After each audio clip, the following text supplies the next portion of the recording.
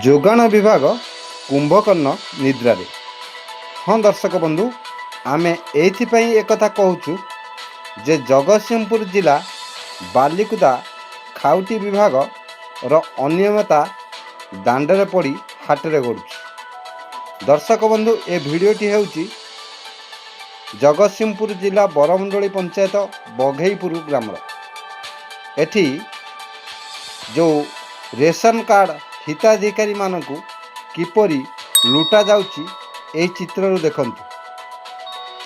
Card ପିଛା 1 କିଲୋରୁ 3 kilo ପର୍ଯ୍ୟନ୍ତ ଏଠାରେ ଲୁଟୁଛନ୍ତି ଡିଲରମାନେ, ଯାହାକୁ ନେଇ ସାଧାରଣରେ ପ୍ରଶ୍ନବାଚୀ ସୃଷ୍ଟି ହୋଇଛି। ଏହି ଖବର ପ୍ରସାରଣ ପରେ ଦେଖିବା କେବେ ଚେତା ପଶୁଛି ଖାଉଟି ବିଭାଗକୁ।